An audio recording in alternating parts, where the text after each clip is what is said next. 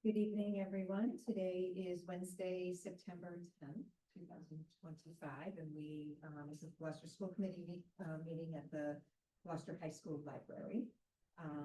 The public is welcome to attend meetings in person or alternatively through the Zoom link provided on the agenda. The meeting notice will reflect if the meeting is via Zoom only.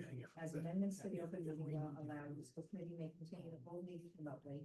Please note the in-person meeting will not be suspended or terminated if technological problems interrupt. You can do that by saying aloud to talk, okay? I will He's call this definitely gonna meeting speak. to order and Not state the heard. mission I of don't know Gloucester about Public her. Schools is If she's to not- if she's speaking about all it. students to be But successful. she'll definitely speak, so I'm just allowed to talk. Okay? Right, have you, look at that computer. Sorry, man. No, I'm sorry. Allegiance to the flag of the United States of America and to the republic for which stands one nation under God, indivisible, with liberty and justice for all. Hi, both of you, sorry. Ben, who's doing this? Keegan. Martina. So we will begin with introductions as to who is with us this evening, and also on Zoom. Gary Frisch, I'm the CFO.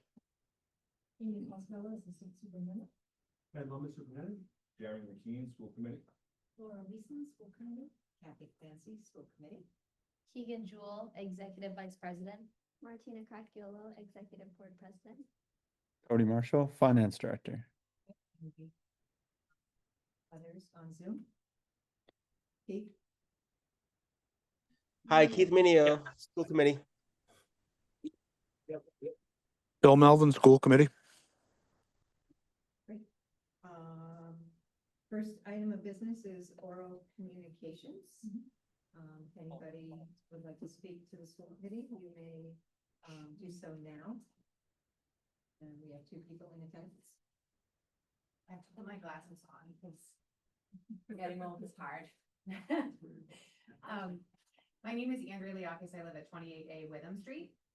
I'm speaking tonight for 2 reasons. One, because I'm interested in learning more about possible solutions for the busing concerns that have been raised by several parents of students traveling to Plum Cove who live just under the 1.5-mile eligibility requirement for busing.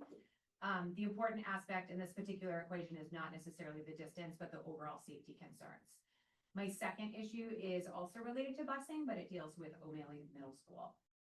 Regarding Plum Cove, while there's a sidewalk on one side of Washington Street, it is extremely narrow, and elementary schools have to cross a dangerously busy street twice if they were to walk or ride a bike to or from school. There are no crossing guards. Earlier this week, there was an accident between a car and an adult cyclist. However, this could just as easily have been an elementary school student. The number of cars on Washington Street and the way some people are driving in the city are absolutely part of this problem. I'm hopeful to hear how the district plans to address safety for those families so that we have safe ways for our youngest kids in Gloucester to get to and from school.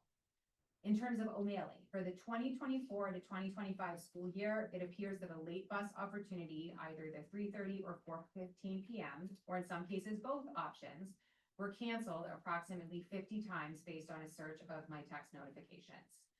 Students have been in school for 5 days currently. Late buses have been canceled 3 out of the 5 days so far. Students at O'Malley are lucky to participate in O'Malley after-school programs like O'Malley Academy. Signups for those programs are now live. Students also attend extra help, cross-country, or field hockey in the fall or are involved in math Olympiads. In Gloucester, we have many working families who are reliant upon this after-school transportation to make sure their children can participate in these programs. Canceling a planned and safe ride home via text message, sometimes with very minimal notice, should not be acceptable, and it creates an equity issue. Those students who have families that live within close walking distance or who have flexibility with regard to transportation are able to take full advantage of after-school offerings, while those families who live further away and do not have the ability to pick up their children are not able to participate the same way. O'Malley Academy creates another connection to school and helps to foster friendships among kids with common interests. O'Malley Academy provides a safe and structured environment for an age group that is frequently to blame for causing some of the mayhem in the city. How many of us have heard of the kids riding bikes in and out of traffic, or the kids wreaking havoc at Gloucester Crossing? Kids with nothing to do and nowhere to be will always find something to do, and it isn't necessarily what we would choose. Last year, I sat in a community forum about student behavior at O'Malley, and at this time, there has been no update, but more a sense of growing parent frustration that unless something is at a breaking point, nothing will get done. Or in fairness, maybe it is getting done, but there's been no communication about it. The same holds true for the busing issue. I'm hoping that there can be some creative ideas generated this year to find ways to attract, train, and retain bus drivers for the district, allowing families who are looking for a way to get their children to school safely or keep their children engaged at school after school, an opportunity to do so without creating another hardship. Thank you. I'll be giving an update during my report. Please sit around. That is all the public comment. Next item I usually don't do, but comments from the chair. I just want to say, I just want to say, we're off to a new school year. This is our first school committee meeting since the students came back. And I'm looking forward to a great school year all around. There's so much to be excited about, and I'm sure Superintendent Lummis will talk about that. So thank you all. That's for the new school year. Next item of business is our student and, recognitions. I'll have a bunch. You'll have a bunch, and I'll This is just, more for the committee. yeah, I have a fifth grader, so I will just recognize that they're already starting on their really amazing field trips going on the Lannon. And, that they really have a fun Gloucester year in store. So that's already starting, and we recognize everyone who goes in. Second the motion. Also fifth grade. Also a They got a field trip tomorrow, and it's wonderful, so. and I know you'll go in depth, but I just want to acknowledge the Department of Public Works, who has done an amazing job of getting the buildings ready for students, and the work that has been done over the summer, of which we will, I'm sure, share more pictures and information. But we appreciate their effort, and they take great pride in our schools. So thank you to all of them. Okay, next item of business is the Student Advisory Council, and we have Martina and Keegan with us tonight. So, hi everyone, I'm Martina Cracchiola, and I'm the president of the 2026 Executive Board. Hi, I'm Keegan. I'm the vice president. So first off, I just want to say thank you guys for having us be here. We're very excited for the school year, and we're just going to go over some stuff that's currently going on, what we're working for, just to make our school year fun and quick and easy for senior year. So to start, the National Art Honor Society is continuing with their Art Buddies program, where a junior or senior student that's a part of the society is paired with the third grader elementary schooler from Beeman, and they work after school on different art projects. And then this Friday, we have Picture Day at GHS. Our Think Pink shirts will be on sale for $16 for our homecoming game that's Think Pink themed on October 17th. The Brunt Workwear has donated hundreds of boots for our CVTE students. The pep rally is October 17th, and we will be planning this soon and having a spirit week the week leading up to it. Student council elections for the upcoming freshmen will be September 24th. Our college planning night is Thursday, September 25th for seniors at 6 p.m. Our senior class will be doing a bake sale at the primary elections this Tuesday. The brand new girls volleyball team will be having Machaca fundraiser night and a car wash. The fundraiser is September 17th, and the car wash is September 20th. And then the football team is selling gold cards and having a jalapeno night. And the gold cards, if you show them at your restaurant, you get 10% off of your order. The sophomore class is doing a Minglewood fundraiser September 29th. And during the month of October, the junior class is doing a calendar fundraiser. We're just wondering if you guys have any questions about what we're planning, anything we said, talked about. No? What date was the gold card? Is that for a different date than Machaca's? The jalapeno night that the football is doing is October 1st. And I think the gold cards are being sold right now, but I'm not quite sure when that selling ends. And the volleyball, The Machaca night is September 17th, and then the car wash is September 20th. Thank you guys for having Okay, us. thank you. So, we always love hearing what's going on at the school, and, there may be times when you want to stay, or times that there's a topic, we may encourage you to stay when we want feedback or your input, because you're welcome to participate in our discussion. Although you can't vote, you can, certainly present what you feel about it. For example, the cell phone policy that's in place was discussed last fall. And, so having student input whenever we can on things that you would probably want to weigh in on, pro or con, would be really helpful to have you with us. Before. Okay. So you're welcome to stay always, but we understand why you want to be. Thank you. We're when it's like fun. Thank you. Thank you for Thank being you here. very much. Thank you.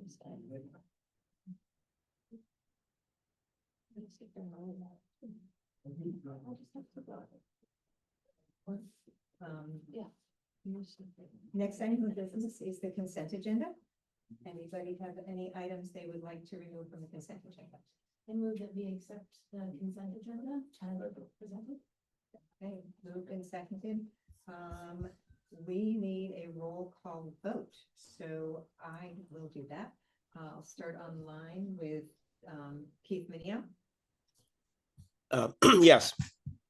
I mean, sorry, what am I? The consent Say- agenda. Yes, yes, I'm voting for the consent, yes. Okay, Bill Melvin, Bill, you're muted. okay, we'll not have his vote this time. Jeremy King, Yes. Laura Weason, Yes. Kathy Clancy, yes. Okay. Next item of business is deliberations on education issues and superintendent's report.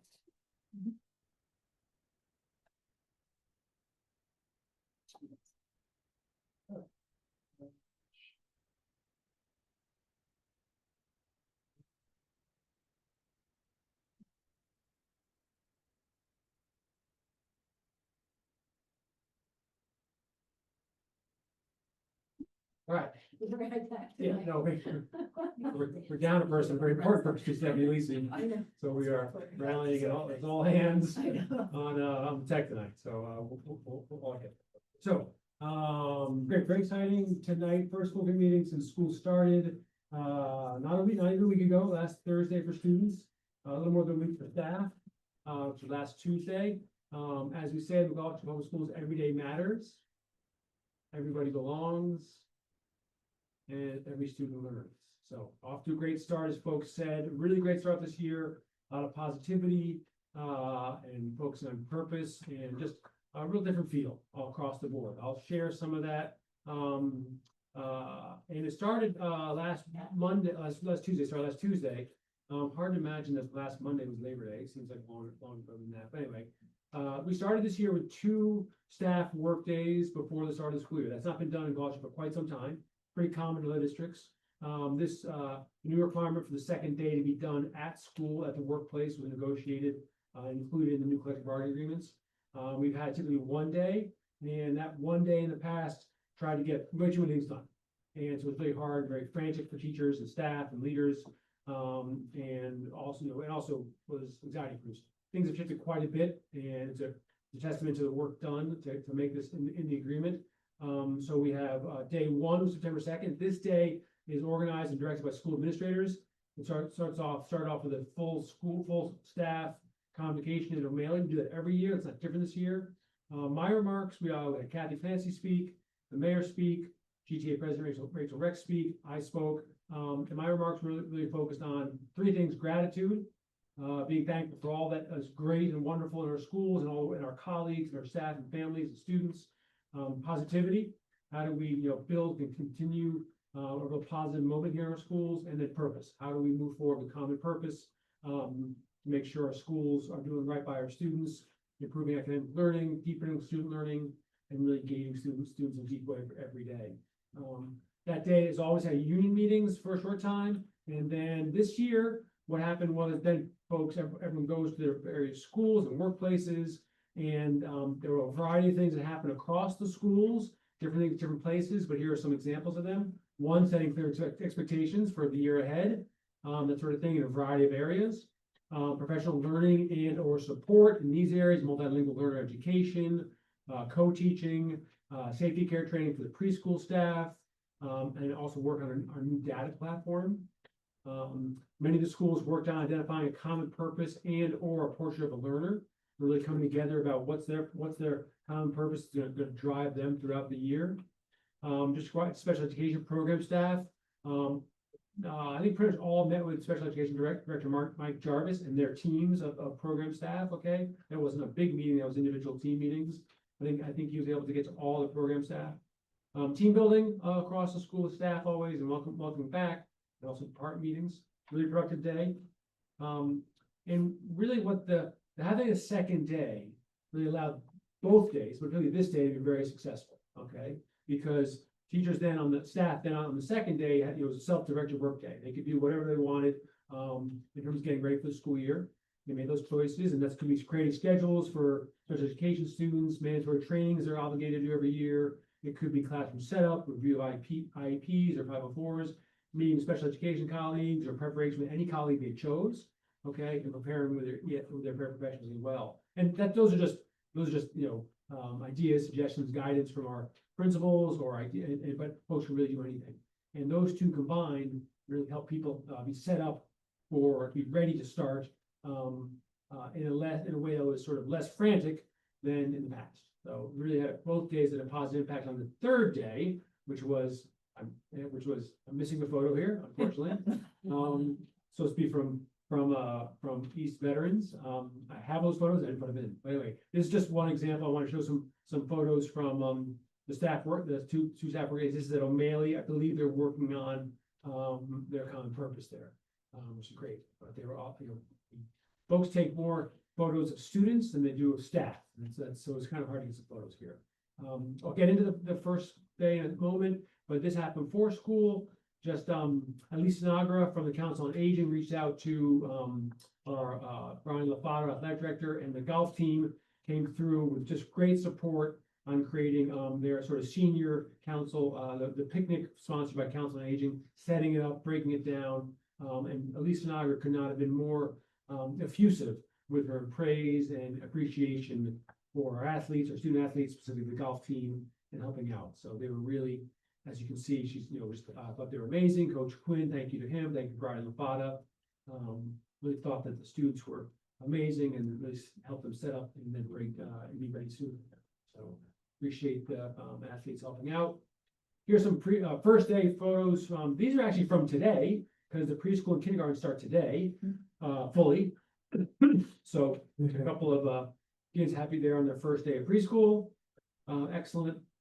At Beeman, you have some first grade teachers here on the left. Jennifer Sanfilippo welcome her students. Beeman has a great start every year. All the kids and families drop off the kids outside, sort of in the play area, courtyard area behind the school, different parts around the school, and then people walking together to their classrooms. So there's just this great energy at Beeman on the opening day.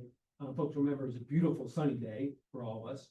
And then on the right there, first grade teacher Shannon Killian and her students doing meeting time and doing some calendar math.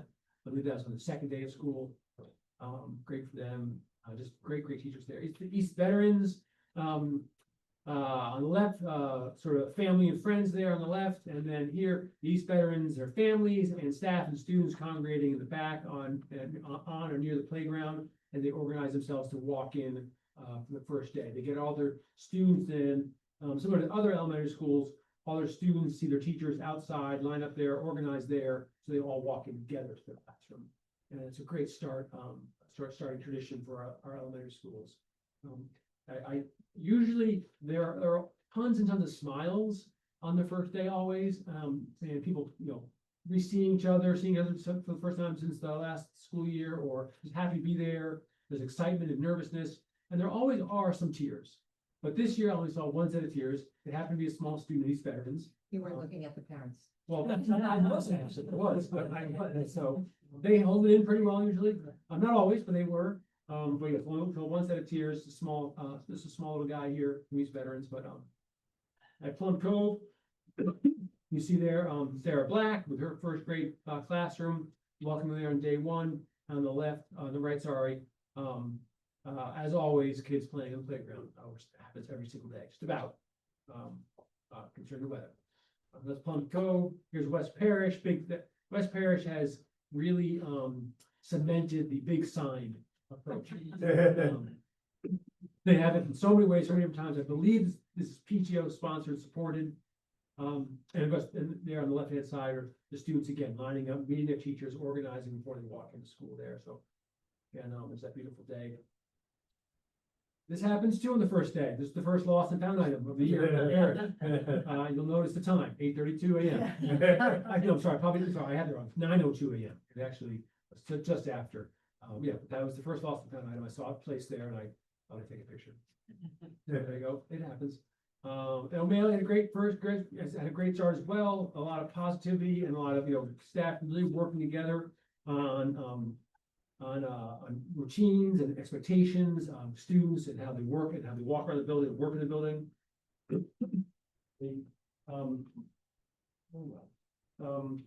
And on the left-hand side is the first day, and the second day, I had the second day, because that is just a classic middle school picture of clumping.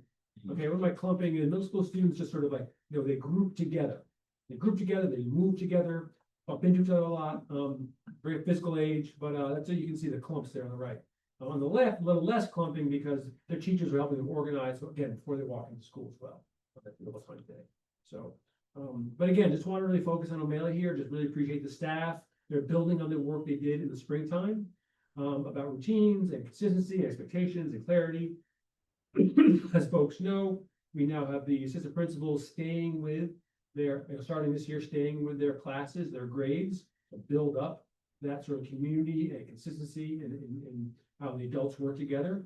And that's crucial for the setting the culture, creating a really positive culture, but also making sure kids know expectations and follow through on them. So appreciate the work that O'Malley staff and leadership are doing on that from day one. Like I said, continuing work from last year. So really off to a good start there. Here's some photos from Gloucester High. On the left, we have carpentry. On the right, it's a biology classroom getting going.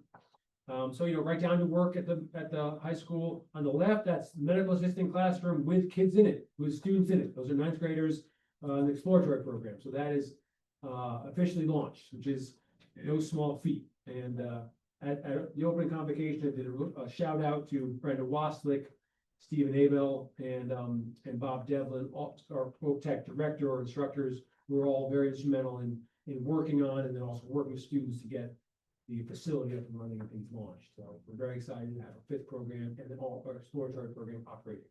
So as you know, folks, we got that and really just, I don't like saying that for a long time. It was according to plan, but we stuck with it, adjusted as necessary, and then just, work through the different pieces and help them. So which is benefit. Right. And there's the high school cafeteria. You can see, it's an orderly place, kids talking and working and thinking and this sort of stuff. And so, that's, big part of the school there always. Great start with many of our athletics. Wanted to just, shout out to Dawn Enos, who's our fantastic, not ours. She does athletics photography, across the system, across high school for us, and just does it because she's a tremendous person. And so there are a couple of great photos. We did beat Beverly in our opener. Yes, that's good. I support that. Just a hard fought game came out at the very end, but we really toughed it out. So just a great job. Really appreciate the spirit from the students at the football game last Friday night. And then our new cheer squad, not new, but just, bigger, larger cheer squad, just did a fantastic job. A lot of energy, and really happy we're strengthening that program and strengthening that team. And they were doing tumbling and throwing people and catching people and all sorts of good stuff. So, very impressive. So wanted to just give them a shout out. And then, so those are just, I'll just stop for a moment and say, it's been a really great opening across the board. Folks have said this is staff I've talked to, school leaders I've spoken to, parents I've spoken to, but really just people really pleased with being back at work, being back in school, being really positive about things, and just opening with a great start. And just really, I have a lot of gratitude for our staff and school leaders for the work they put in, over the summer on their own time, and also through summer learning that we support as a district. Helping support paraprofessionals and training to get so they're ready and more so than they have in the past. And then, of course, really getting it going last week, so, and this week, so just really appreciate, this work people putting out. As a great field this year. Another big thing's happening that I'm putting out here because it really matters for our families is Sawyer Free Library opening. And here you have on the left, the children's room, the whole second floor at the Sawyer Free, which is a new floor. They didn't really have a full second floor of that before, is all devoted to kids that are, children, teens and tweens, basically, right? On the left is just a big photo of the very large children's section area. You see great seating, lots of books, all sorts of things there. On the right is the sort of teen room, teen area. You picture that. You'll see there's chess, there's books, there's also areas for them to do like Xbox stuff and playing online and sort of stuff with each other. There's this great soft seating, and the best view in the whole library now is actually in the teen room, which is this view looking on the right, that big window framing City Hall. So I'm just excited for our families, our students, to be able to access and utilize this great new remodeled facility and community space. And then also really happy that at Countdown to Kindergarten, we're that's the Sawyer Free Library is there to hand out library cards. So just a great community resource. I think that's it for the updates. Any questions, comments? Did they win the Guinness World Record for the most, I cards? don't know that. I don't I know. got two then, I got You had did. three issued. So what Mr. McKean is talking about is the Sawyer Free was trying to set the world record for most library cards given out or distributed or in a single day. I can't remember who they're competing with, but it seemed like an ambitious goal. Yeah, anyway, so they're working on that. They're trying to convince everyone, if you got a renewal, count, so. Anyway, so other questions? Excuse us, but we have to go. Yeah. Thank you for having me. Thank you. Thank you, Martine, thank you, Keegan. All right, so I'll give transportation update. Gave one at our last meeting, so some of this is repeat for at least people around there then, or the committee, but there are also new things too, because what I will say is, as we get going in, I'll mention this too, I'll talk it through, is there in school transportation, there's always a sorting out period, okay? The first couple of weeks are there's just various hiccups. And and this year as well, sorting those through. I'll talk about some of our ongoing challenges and some of our specific challenges of this year, because that sort of happens. Also talk about some good news as well. So what's going well is the routes were posted and shared with families earlier this year than in the past. So we're doing a better job of that. Just much smoother distribution of the lists of students who are registered for buses to schools, okay? And those also at the same time are a work in progress, okay? I'll talk about in a moment. And there's been a lot of one-on-one support of families, either through the transportation department or our family support staff, in English, in Spanish, in Portuguese, to help folks register and get ready and figure out exactly where they're going and where the stops are and the timing. Okay, so those things are going well and improved from last year. There's some ongoing challenges, meaning they're not new this year. Okay, and I want to sort of highlight these because some of these have been ongoing for a while, and it's often that whenever we have challenges, folks come in and join them at different times. Just no fault of anyone's own, it just happens. Okay, and so just want to also sort of get the public up to speed a little bit more on some of these we've been dealing with for quite some time. So first of all, I mentioned the sorting out period. That just happens every year. Folks are still registering for buses. We get the kindergartners registered later. Families come in late, either to enroll in schools or sign up for buses. That's not something that's been on their mind.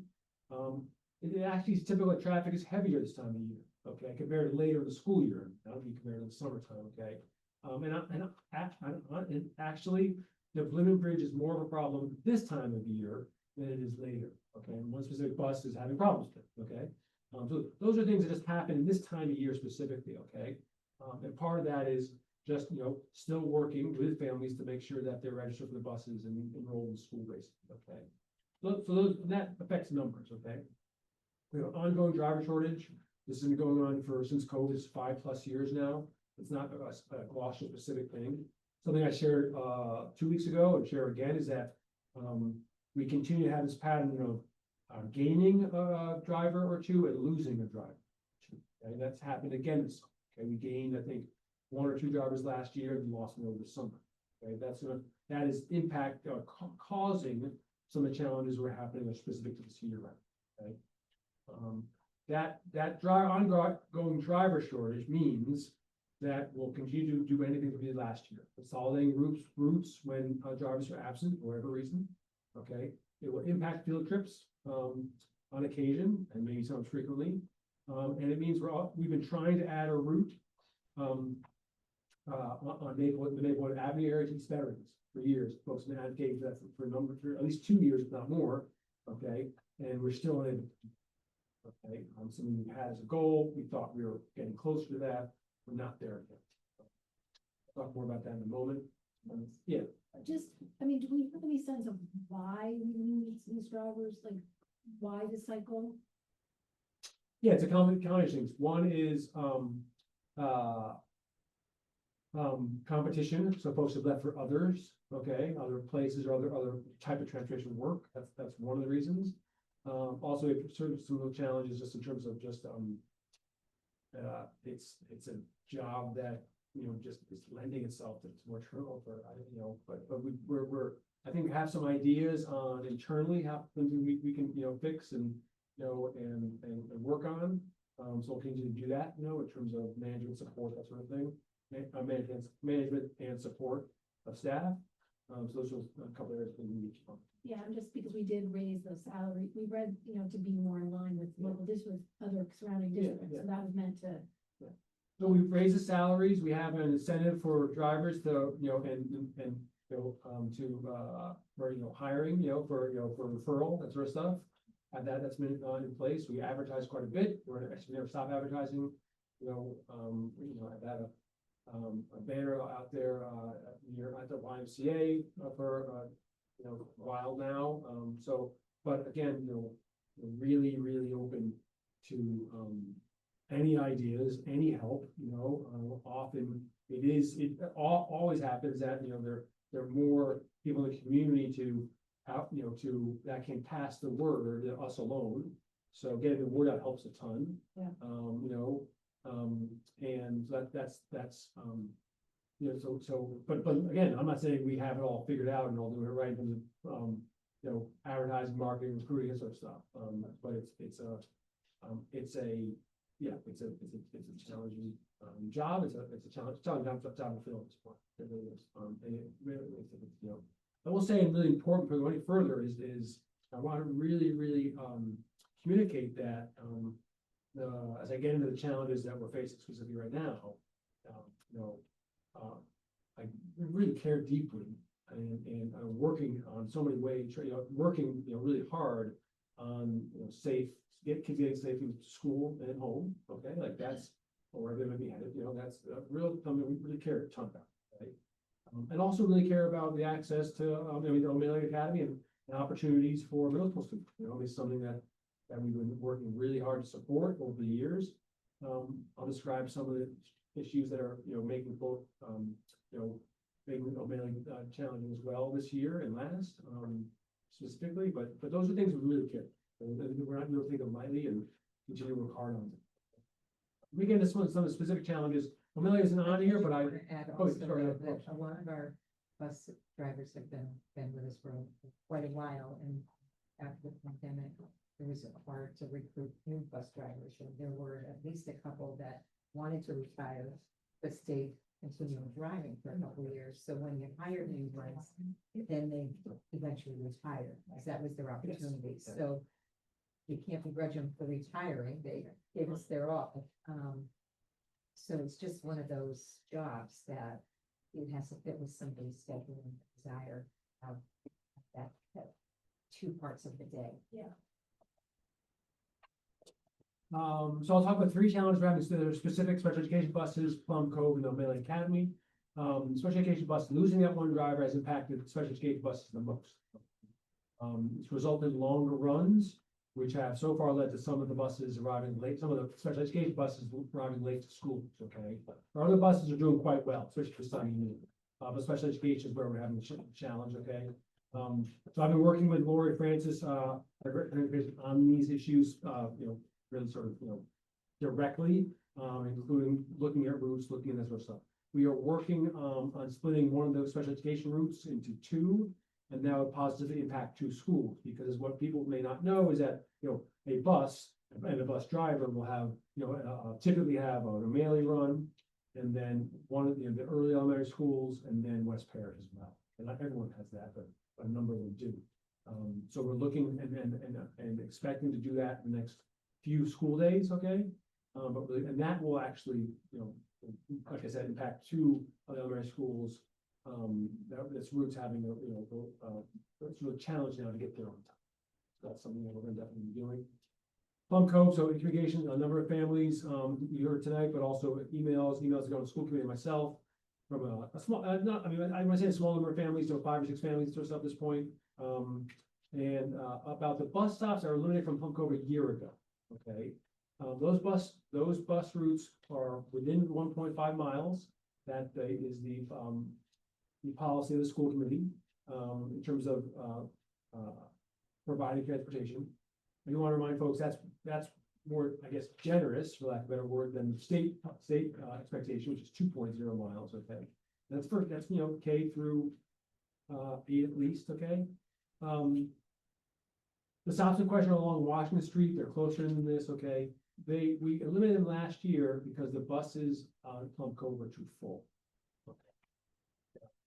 Okay, it's a numbers issue basically. Okay? There are sidewalks, crosswalks on this route. Okay. I'm not saying that folks are comfortable on walking. That's up to them, not up to me to determine. But I do want to be clear that it's about the numbers. We have 2 bus routes going to Plum Cove. We've had 2 bus routes, I think, as far as I can remember. Okay. When we change the zones, we have more kids take the bus. Okay. This point, those numbers. So by what's posted on buses is a maximum of 77 riders. We never put that. We can't fit that many kids in a bus. Okay, that's 3 to a seat in every single seat. Okay, we've never filled a bus that we never. When I say fill a bus, I mean we never registered that many students on a bus. That is kindergarten to first graders who fit that many kids on a bus. Right? Yeah, kindergarten for small kids. Okay, we expect. We consider a bus full around the 65 number. Okay, these 2 buses are one is at 59, and one's at 62 or 63. That's before we are finished enrolling kids with kindergarten. Okay, that just started. That's today is the first day kindergarten is actually running fully. So as I've communicated with some of the families about this, is we want to see where those numbers sort out on it. We're real sure about them. And see if any changes can be made. There are a couple of challenges with that, just to be open and transparent about this.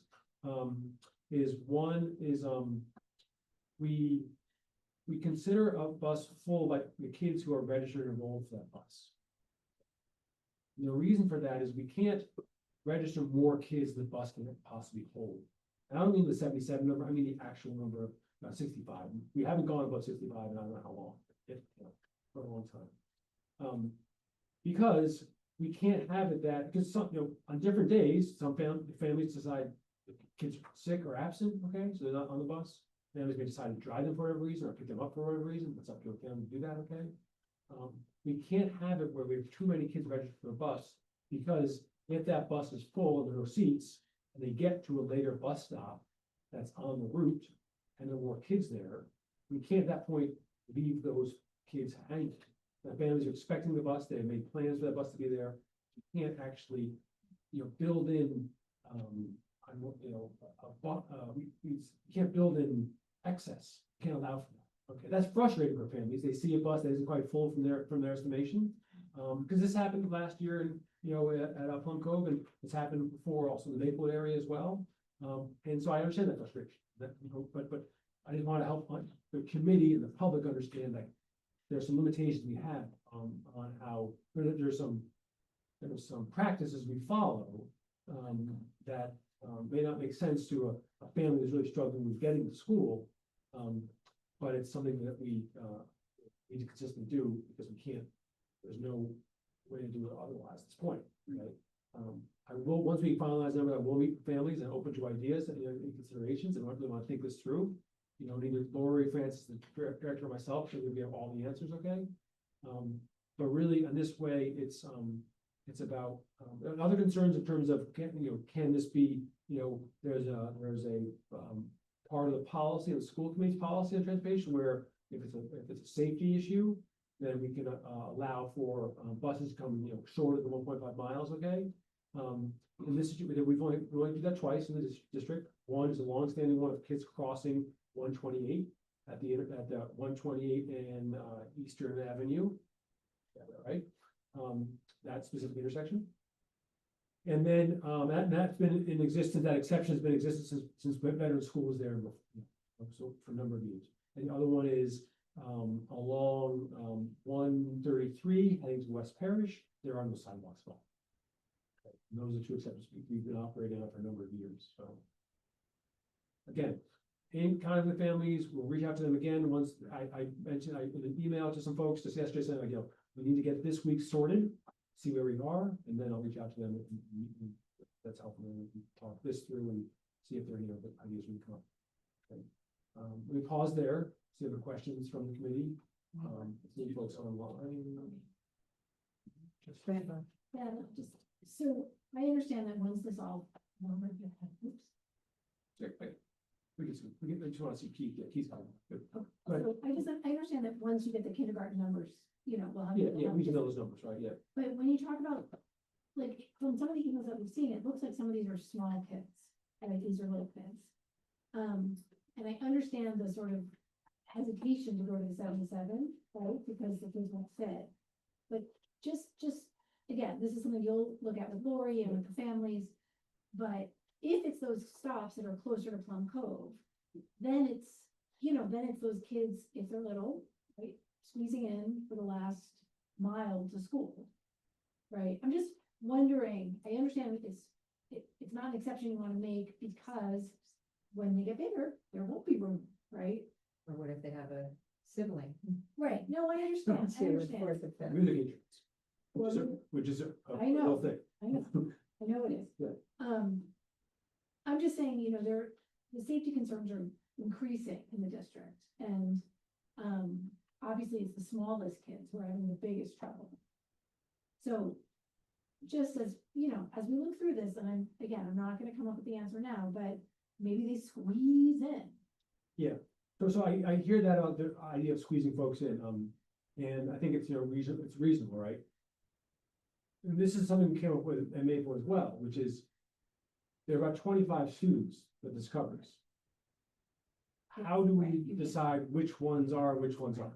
We actually have to have space for all those kids, because we can't say this family yes, this family no. Right, of course. And so, so I'm not saying, I'm saying that's a complication. Right. That we have to think about, which may not be obvious to think about. Right, 100%. And that really is both, again, as Maplewood, we've been working on, and trying to do something that doesn't happen. Yeah.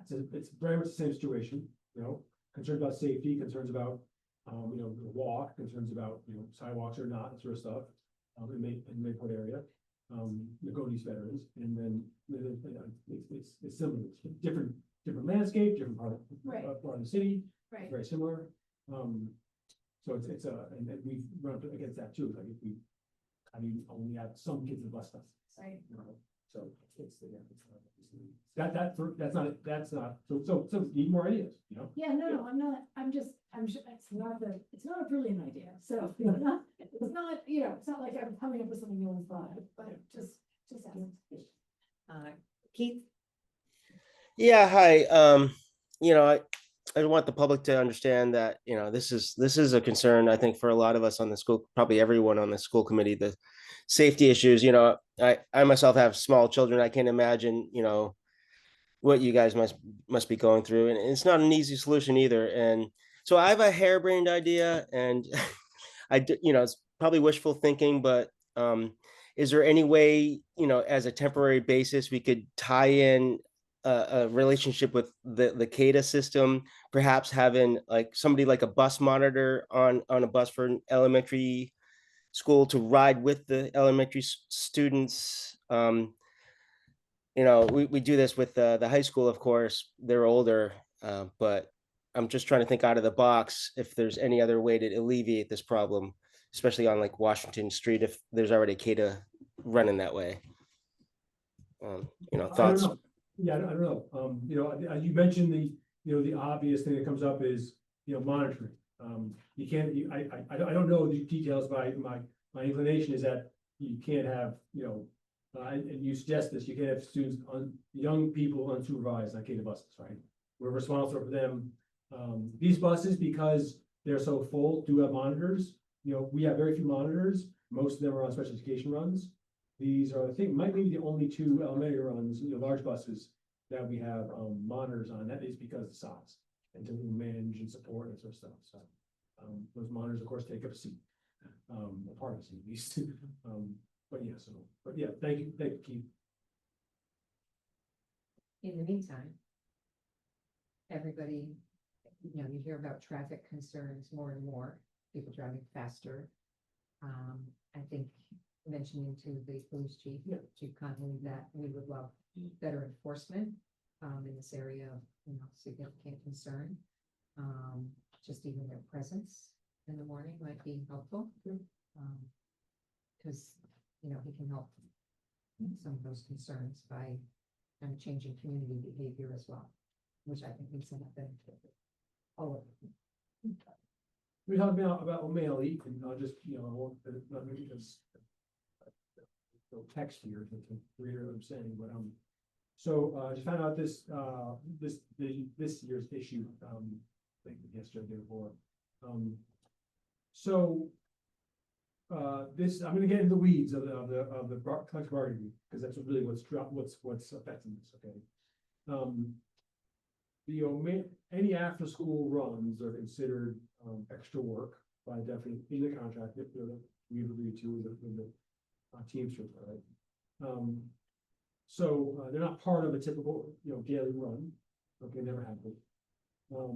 And so both of those runs, folks opt into the beginning of the year when they have their bid day, okay, which is when they select routes and which routes they're going to drive. Right?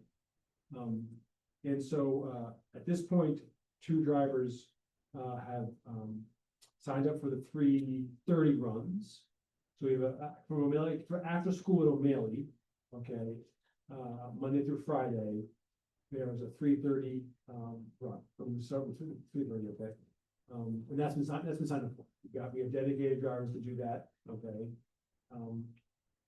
Because it's optional, they have the option not to do that every time, okay.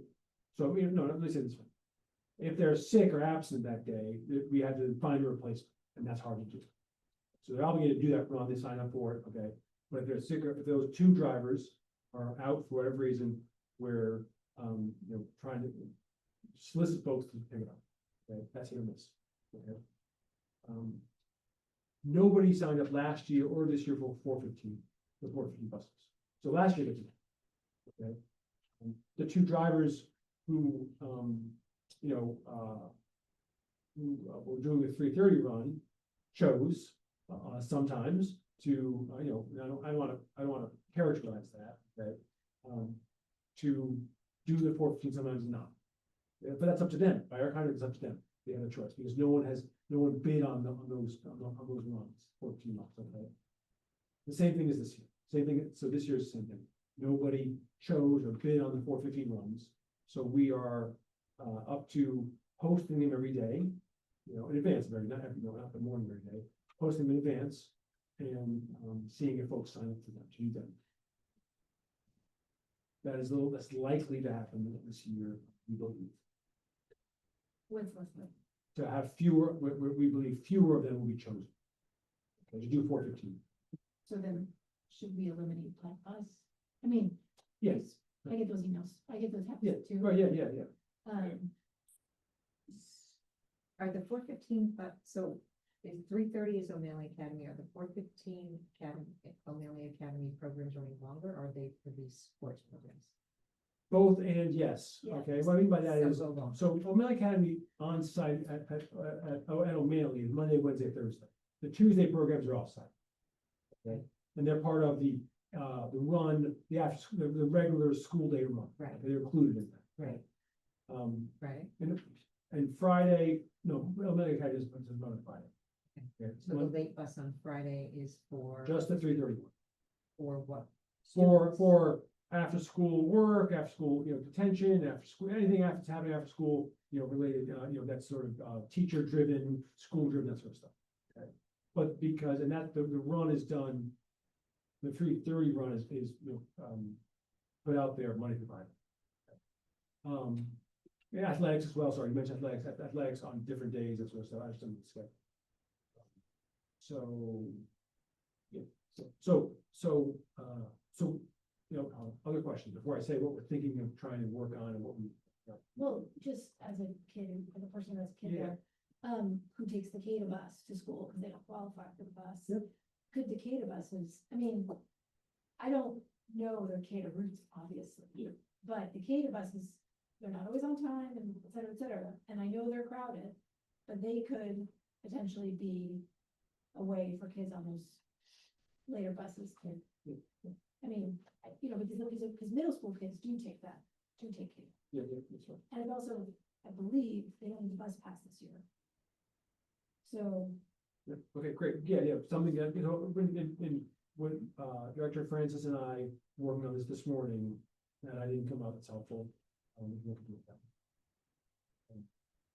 So, we're gonna keep on working on this and seeing what happens the next 2 weeks. We don't know. We may have drivers who opt in, who choose to do the late run, the 14, we don't know that yet, okay? So we're gonna see what happens and gather data over the next couple of weeks, also gather data in terms of how many kids, would be using that, okay? Because we don't, not exactly sure. That changes day to day, but the 415 buses are really primarily Academy. There may be some athletics sometimes on that, okay? But, so we're gonna gather some data on that, see how it's sorting out. May not be sorting out at all, very honestly. They go from there to see some other ideas and steps. But listen, I don't want, I'm not trying to minimize it, I'm trying to help make sure you and the public who are listening understand it. But we're not happy about it. It's really hard on families. Middle school, O'Malley Academy, as you heard me say, is like one of the best things that happens in the whole district. It's a great program in so many different ways. It's a real important piece of the O'Malley experience. It supports families in lots of ways. So it is very concerning that the way we have the structure transportation isn't really conducive to having consistency. So that's something, we might have to work with drivers and on possibly, but we need to get some more information, a little more data on what might happen here. Question?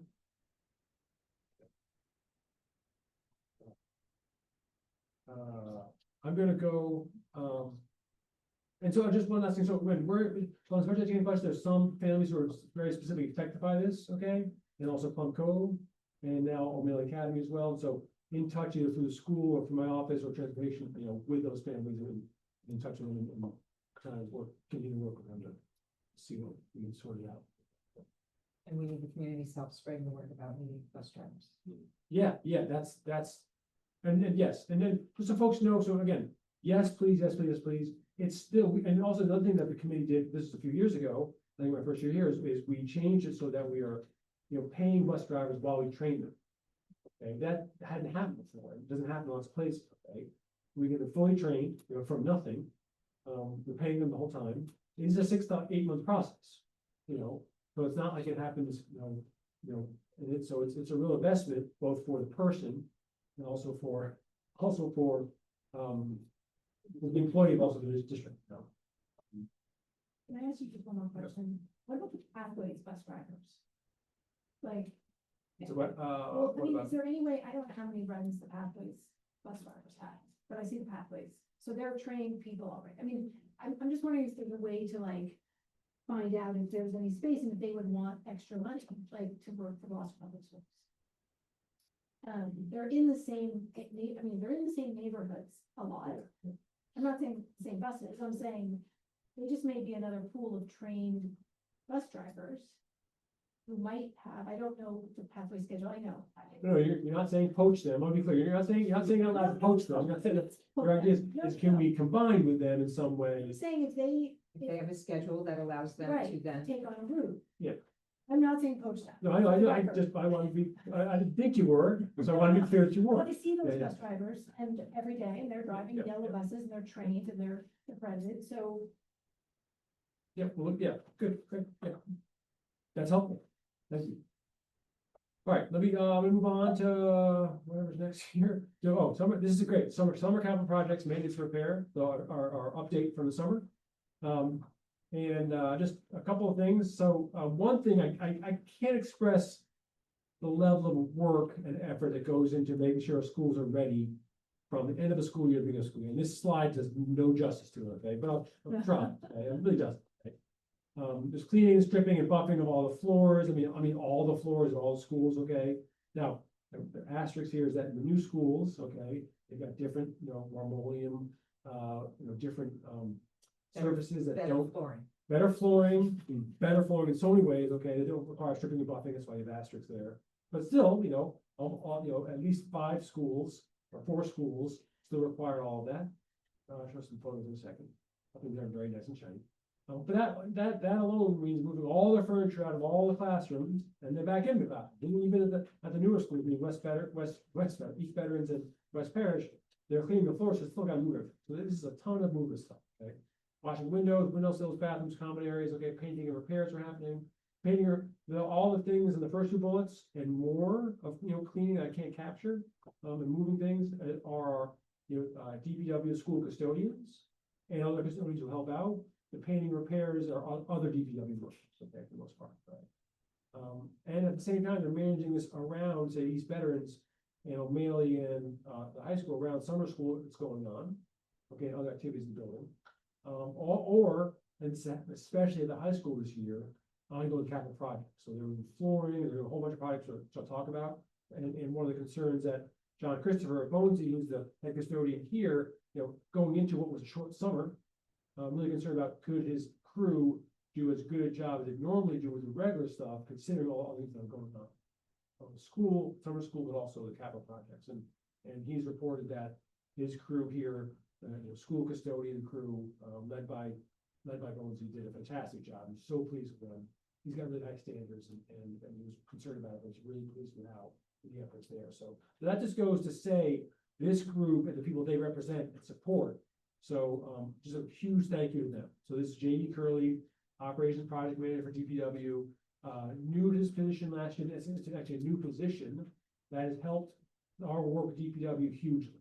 Probably because there's a person there, but mostly because of who J.D. Curley is and how good he is communicating, supporting, working with us, and working with our principals, that sort of stuff. It's a great job, a lot of work, especially this summer, but even before that. So Kukru, city carpenter, Chris Rose, city plumber, Fred Gallagher, city electrician, Paul Russo, custodian manager, who oversees those folks really, and then the other folks who work with them have just done, always do, but this summer did a great job on lots of areas, which I'll go over in a moment. Our head custodians are there. You see Adam Shea, Matt Swanson, Mike Matanzi, Frank Cerna, John Berlone. Yeah, okay. I think it's pretty good. And then, of course, John Christopher at the high school, and then, of course, all their staff, okay, who help out. So just want to really just, take a moment here to appreciate all the hard work those folks do.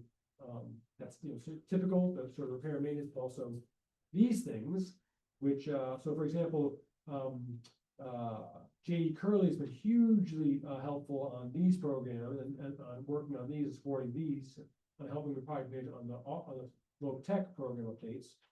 So these are things that you've approved the funding last year through grants for the most part, that now are being done, basically. I want to really share that. So repairing, resurfacing the floor in the auto shop. This is the small auto shop, and the effort is through grants, state grants, to make it a modern learning classroom, advanced learning classroom with advanced learning simulations for electric vehicles, but also a great classroom to learn in.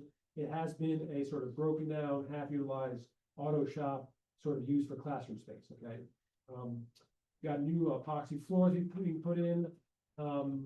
That's scheduled to be finished later this month. Electricians are doing the rough installation of all the work. And we got new condensers for HVAC and climate control in there. Those have been worked on. 2 coats of paint are applied to the walls and everything. The classroom furniture has been delivered and is being stored right now in the large automotive space. New teacher desk, sorry. And then we have the automotive lab space simulators have been built and working for delivery. So we have some photos. So this is the new floor, and you can see also the painting and how it's. You may not have seen it before, but it basically is an auto shop. Okay, and that we couldn't really be used for too much auto work. Okay, some, but now it's going to be sort of a modernized classroom and space for simulation and learning about all the work. This is what we've been talking about, these electric vehicles EV simulators for a while. I want to ask what these things look like. They're large panels where they are working on the electronics and that power the vehicle, and that's about all I can say about that. I don't have much more, but that's what they look like, and I think there'll be at least a few of them. Okay, and those we're working. Those are built for us at this point, and that's the and then we're running work. So so moving to advanced manufacturing, again, these are grants funded by Mass CEC, the Clean Energy Center, that were approved last year. The computer lab space, which is on the right-hand side, is now climate controlled, and all new computers are installed, all from the grant. Heat pumps are installed in advanced manufacturing shop, provide cooling ventilation for proper climate control. Those machines put off a lot of heat. That helps a lot. And then the classroom also has new drop ceilings on the right there too. So that's much better utilization of those spaces. The nurses is from a state IBAC grant. This is the nurses health suite in the high school. You see installed heat pump. It's the heat pump for the nurse's office is the closest one. The other ones are for the weight and training room for athletics. So new AC and heating units that are run by the heat pumps there. So much better that climate control, heating and cooling, proper heating and cooling in suite that's the healthcare. And then a lot of work on bathrooms. So you see GHS, O'Malley, Plum Cove, and Beaman. So some of these GHS and O'Malley were started, the efforts and pursuing funding from the city started by DPW. And that's to replace stalls and partitions and redo and make some stalls accessible, AD accessible. And then through our capital planning process, a budget planning process with our elementary schools, Plum Cove and Beaman, and the need to improve them came up through that process. Also funded, and this is the work done by DPW, for the most part. So that's on the left-hand side, you see Plum Cove. There's also a new cover for the heating element there that uncovered for years. So those are some of the things.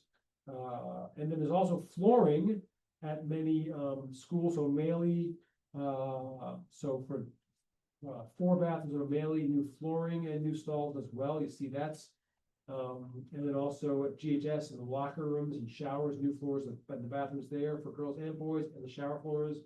That's GHS locker and bathroom, that nice new floor there. The partition might be new too. That's shower room flooring on the left. That's O'Malley flooring for bathroom on the right. These are epoxy flake floors, which if you remember things like the great looking flooring in the East Veterans Art room. It's that quality, really high quality flooring, really good.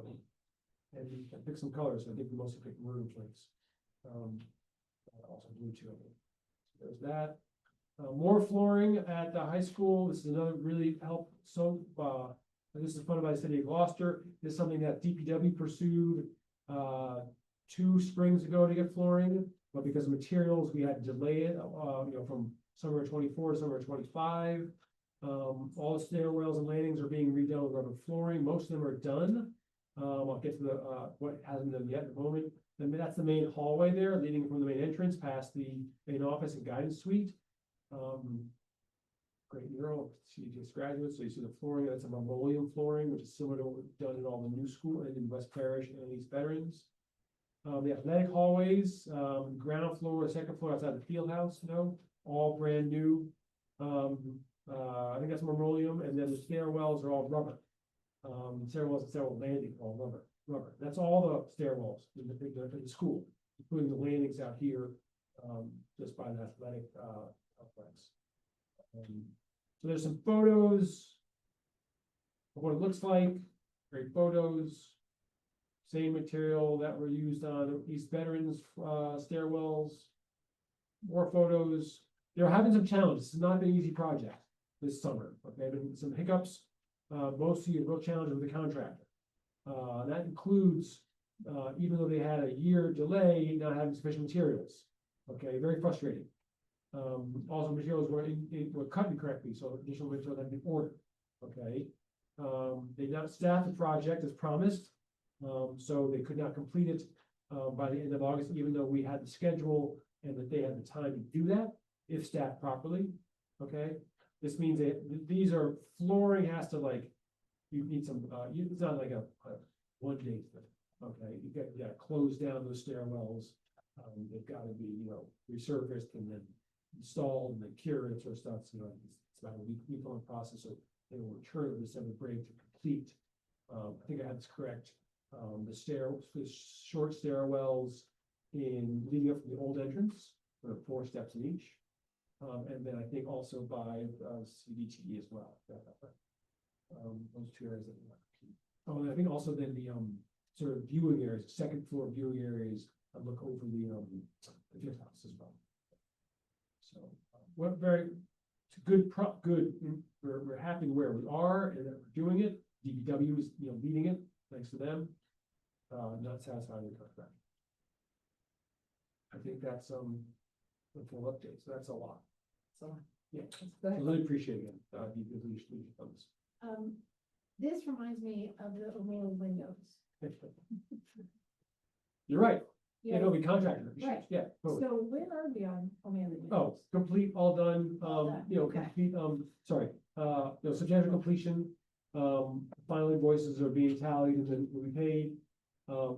There was outstanding concern about, the additional cost and who's gonna cover them, and, it came out in our favor. So, I think I said that there was between $50,000 and $70,000 we thought we should pay for, and it didn't go above that, I think, the $54,000 mark. Even that place where they didn't, in the skylights, or, the place where they didn't look correctly, then they had the wrong stuff. This is not articulate. You know what I'm talking about. They had not. Yeah. Right, Yeah, so that was the added cost, was to Right. correct that right. with additional blocking So that's and. done, yeah. correct. Yeah, it's all done correctly, okay, that's something that we had, continue to look at. We've also had to make sure that all this sort of, whenever you're doing work on a roof, and they had to, pull back the roof and then add more flashing because they're sort of, skylights, okay? There's always a question of will the existing warranty remain in effect? That depends on the workmanship and how it's done, that remains in effect, that's really good. And then also the warranties and workmanship of the project itself are also in effect as well. So we're moving those close out. But yeah, thank you for the question.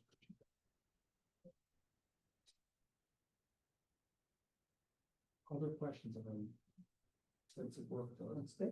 Yes, yeah. They're not, they're not glamorous things, but they're really important pieces, and they also make things look better. Actually, yeah, it makes it, it's really bad. Absolutely. Yes. And I don't know if, plans to continue, we've done the DPW over the years, over recent years, has done quite a bit of work at their many bathrooms. I just don't know off the top of my head, like, if we're all set with them, or if we'll continue them to update some more.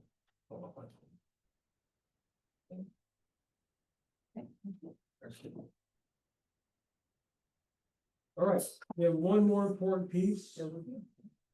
There is, couple more important pieces. One is, there are a few positions in the district, I think I have this right, off the top of my head, where, we have a search process. Identify I essentially, my responsibility after that process, these positions is to identify a candidate I recommend. That's chief financial officer, assistant superintendent, director of special education, Yeah, I think those are the three. So we have a situation, here as well. Gary Frisch, after a career spanning at least 2 states, a number of districts, in public education, finance, is retiring, as I reported, earlier this summer, in January.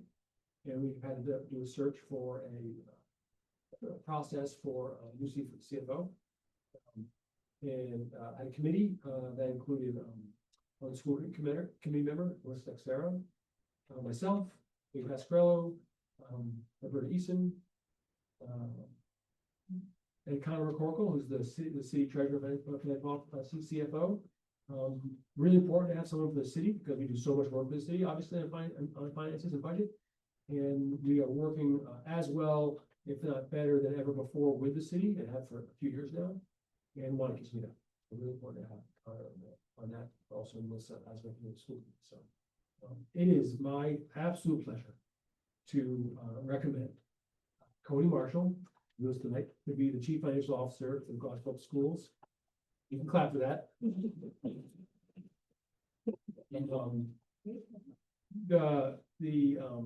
Cody's up against some stiff competition, and I went very well.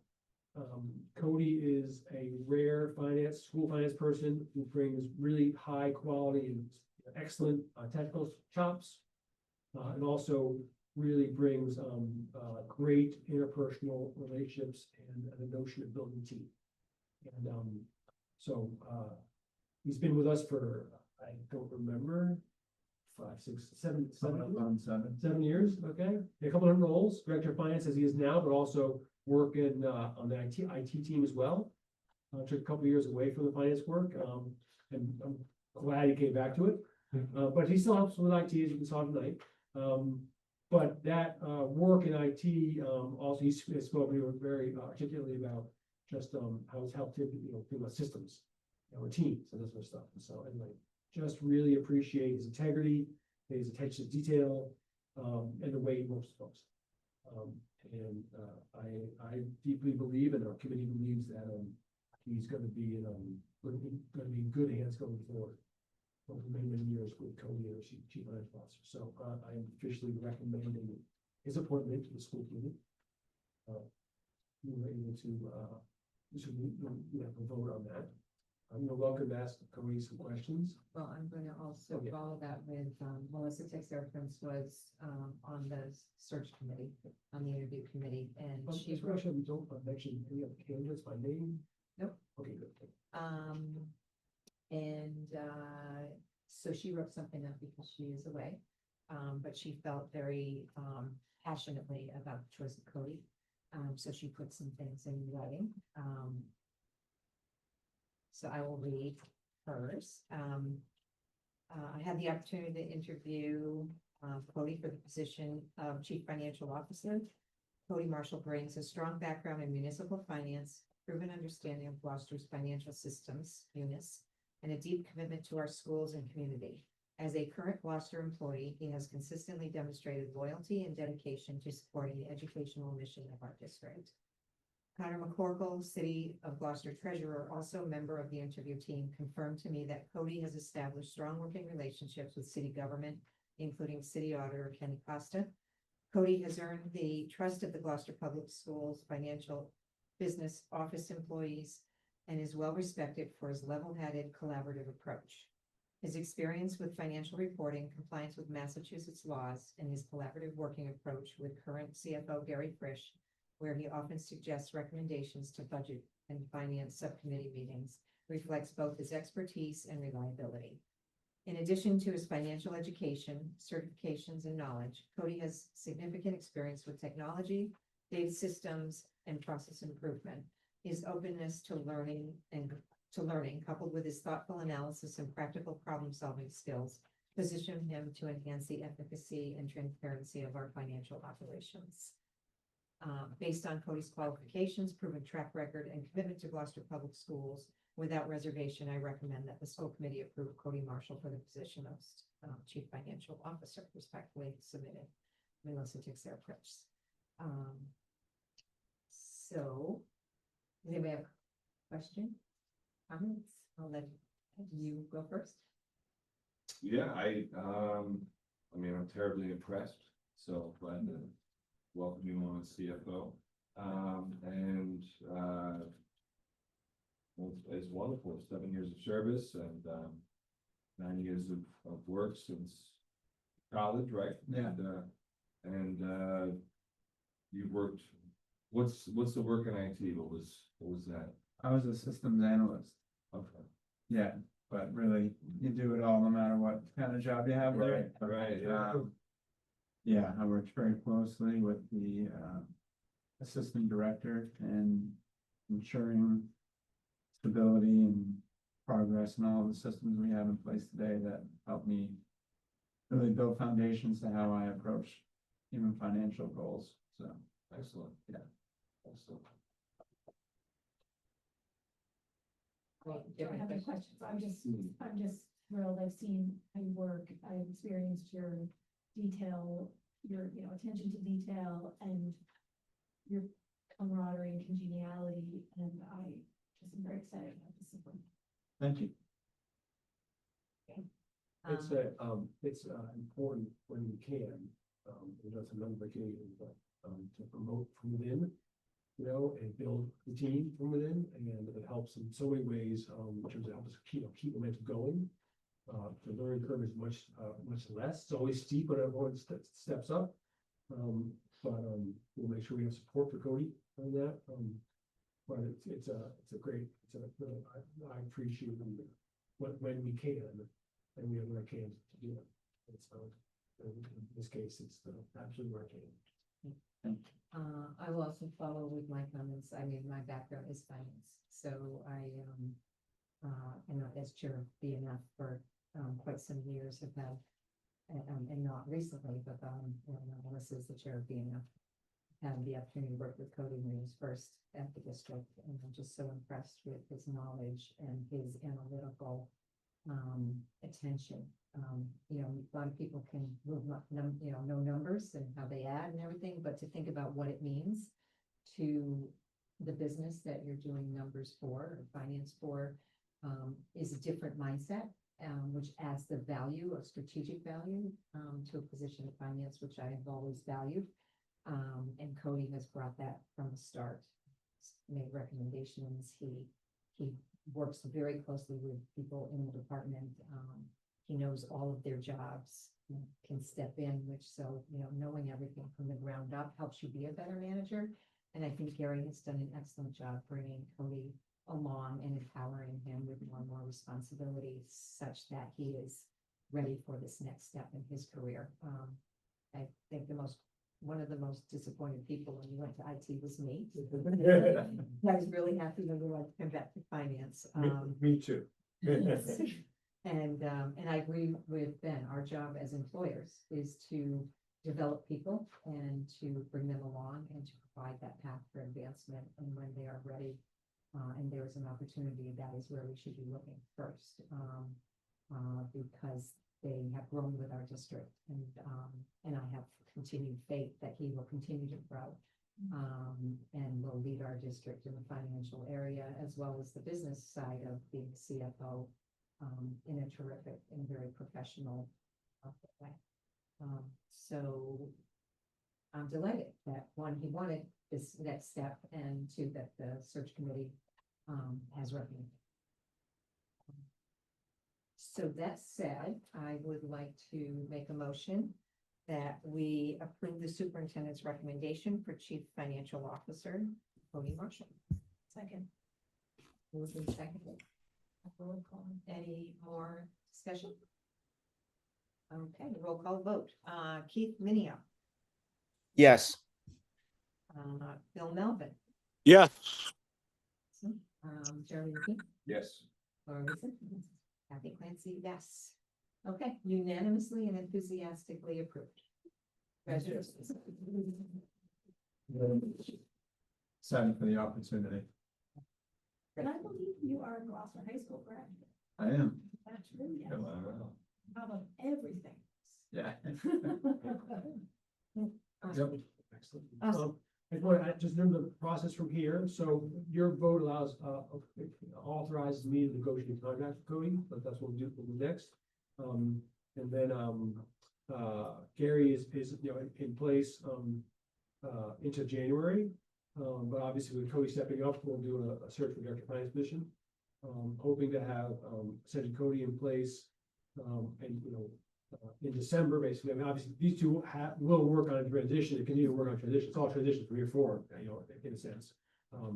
But this gives us quite a bit of time to, and part of when exactly Cody takes on the full responsibilities, we part of negotiating process. But we also then, within a short period of time, post for the director of finance. But first want to talk to Cody and Gary. Now that we have the next CFO in play, or, named, we want to make sure that the two jobs are complementary and the individuals are complementary.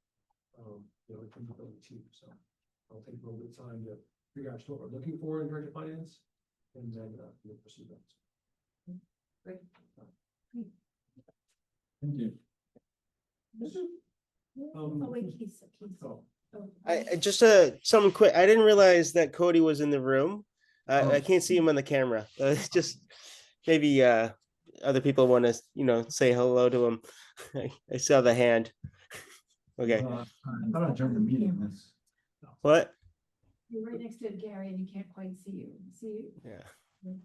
Wide shot. I think he's going to be joining. Yeah, sorry, I thought I was. That you were joining? Yeah. Oh, maybe I missed that. I don't know. I didn't. It's okay. All right.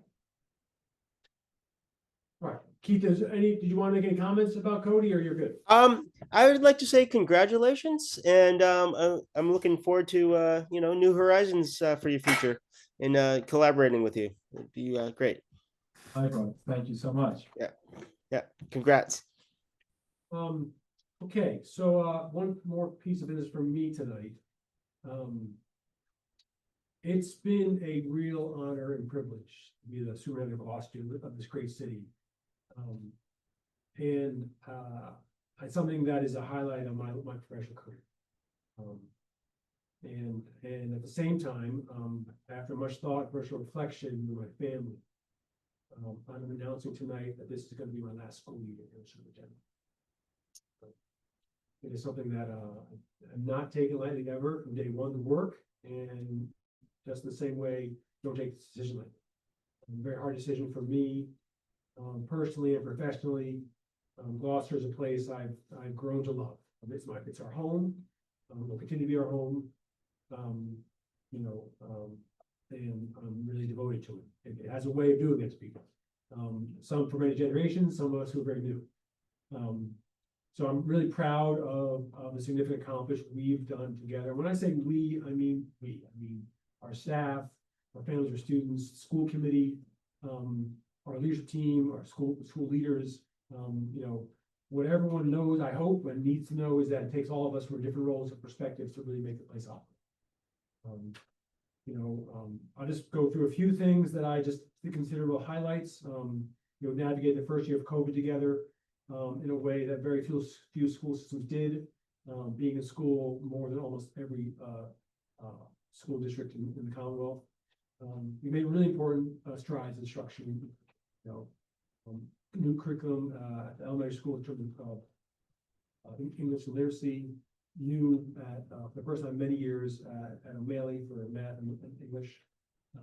We are really now very actively, and I think more than we ever have, working on improving special education instruction and instruction programs and supporting students in ways that are much more comprehensive and systematic than before. And it's a really big deal. And with the school committee support, we've really invested in that. We have done remarkable work over the past 5+ years on capital, on our facilities, building a brand new school, and bringing two school communities together. Probably even harder in some ways than actually building the school itself. We did that. The facility under budget and on time during the most difficult building times of all time, very well managed. It's all new playgrounds at Plum Cove and Beeman. People might forget about that. They're used every day. We refurbished the exteriors of both schools as well, including the modulars when I got here, when I started rather, were leaking. And we were, often had visitors from outside, in terms of animals. And we're able to, really make sure those facilities are good for upcoming years. Replace the Millie's original windows. These things are never without hiccups, but, now better for heating, cooling there. And of course, finish the project of safety and security of the entrances at Marion High School. Been through some challenging times, some flush times in terms of federal COVID relief dollars, but also coming off of that. And then, handling some really difficult times in terms of budget as well. And I've done that all together, difficult circumstances. We stabilized enrollment, and have reduced school choice out of the district by 22%. Which is, really helpful in terms of enrollment, but also helpful in terms of folks' confidence in the schools. And I think something I'm most proud of is the work we've all done together on the career vocational technical programs. Really something that had been I don't think it's fair to say neglected, but not prioritized for a number of years. And the committee, district city leaders, 2 mayors, and us and our team has really prioritized that, and we expanded enrollment in all programs, expanded them, the possibility of folks doing of our students doing it out into the field and working, especially juniors and seniors. Great partnerships. Planning, designing, and now launching the medical assistant program, which is a big deal, and that opens up the exploratory program. So, all our 9th graders have the option and the ability to participate and learn with those programs. And that all that is part of securing, has been helped by securing nearly $2 million in grants in the past 2 years. To support our VOTEC. So those are some big accomplishments. And again, I'm proud of those, and I know every single day that I play a part in that, but and I'm glad to. But so many other folks really make all those things happen. Letting the school committee know now, so the school committee can continue and create, the follow process, the process you determined to identify the right leader for our schools. And of course, I will continue to lead all of our schools through this entire school year. We have plenty of work to do. We're off to a great start, as we talked about tonight. And that's going to continue. It needs to continue. I'll be there every single day, like I always am, supporting and leading and making sure, helping our folks do a good job. I'm grateful for all our staff who are working every day to make this a really positive, positive, collaborative, and purposeful start.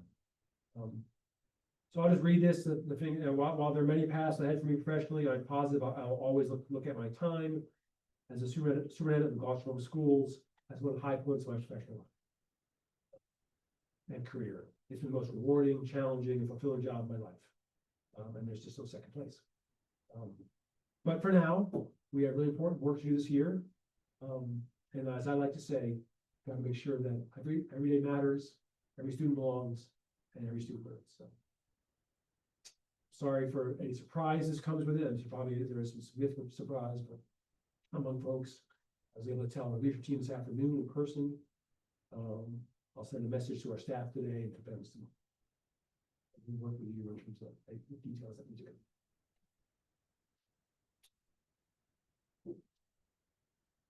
It's a lot. So I'm glad this is not where I found the information, but obviously there's many months to be appreciative of everything you've done, and it's bittersweet news, because as you said, we together, but you have done some amazing things for our schools and students. 2 a.m. meetings on COVID. Lots of meetings to both get the new school open, all the accomplishments you said, that's just the tip of the iceberg of how you've impacted this district. That's a list, but doesn't encompass your presence and the heart you have always brought to the role for our students. Thank you. I really appreciate that. I do try to bring all myself to the role, and hope that's been good. I can't do a whole thing. No, that's not what tonight's about.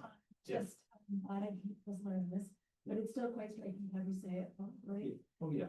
And I just a big thank you. Yeah, I second the motion, a big thank you for your leadership and inspiration, and, I feel like we should clap, but. No. We should. And again, want to make sure, we have it's a long year and a lot of work to do. And I will be there every moment. Because there's nothing more important to the city than our schools and our students. And, we working our best every day. Keep doing it.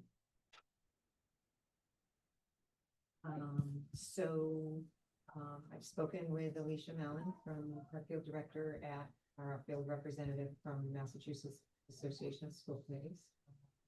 We will, have a meeting, maybe a special meeting next week, just to provide focus to this process and what the options are and what that looks like. I know there are, few of us on the committee that have been involved in choosing them. But this is new for what we have. So we'll get her guidance. This is one of the services they provide. They do this all the time. And so having someone from outside kind of walk us through what that process is and to help us through thinking out through our options will be important, whether that's an internal option or an external search, what those two paths may look like. So that said, we will just continue this school year with great leadership and deal with any celebratory stuff. We have a fantastic team, school staff, school leaders, and A great team. You built a Great great, you have built a great team. great team. Great. Okay, Keith, did you want to say something? I saw your hand go, but then it. Yeah, I didn't even realize I still had my microphone on, but yeah, it's hard being on this side of the computer screen, not to, give you my well wishes in person, Ben, but I really can't say how much I appreciate what you've done for our school systems and, for my kids personally as well. I couldn't think of a better superintendent for Gloucester Public Schools, and it's going to be, hard to see you go, but I really wish you the best. Thank you, Keith. That means a lot. I really appreciate that. And like you said, I have such love and respect for the city. So for you to say that means a lot. Thank you. Okay, so we are going into executive session. And then we will come out to vote on the ASME. We have one item of business, one more item of ASME pay contract. So I move that we enter executive session pursuant to executive session purpose 2 of Mass General Law 30A, section 21A, to discuss strategy and or to conduct contract negotiations with non-union personnel, and purpose 3 of MGL, Mass General Law 30A, section 21A, to discuss strategy with respect to collective bargaining with the Gloucester ASME Clerical Unit A. So second. Okay, roll call vote. Keith Minio? Just a quick question. Did we have warrants to approve? Or that was on the agenda? For what? Did we approve warrants, or I thought that was on the agenda? Consent, but there are no grants to approve tonight. Oh, okay. Just wanted to check. Yes. So yes, I agree. It's there, but there are not tonight. Okay, Keith Minio. Yes. Bill Melvin. Yes. Jeremy McKean. Yes. Laura Wiesen. Yes. Kathy Clancy, yes. Okay, so we are not gonna come back into Zoom open session, but we are allowed not to do so for the purpose of open meeting law. But the minutes will capture the vote after we come out of executive session. Okay, good night, everyone. Thank you for joining us.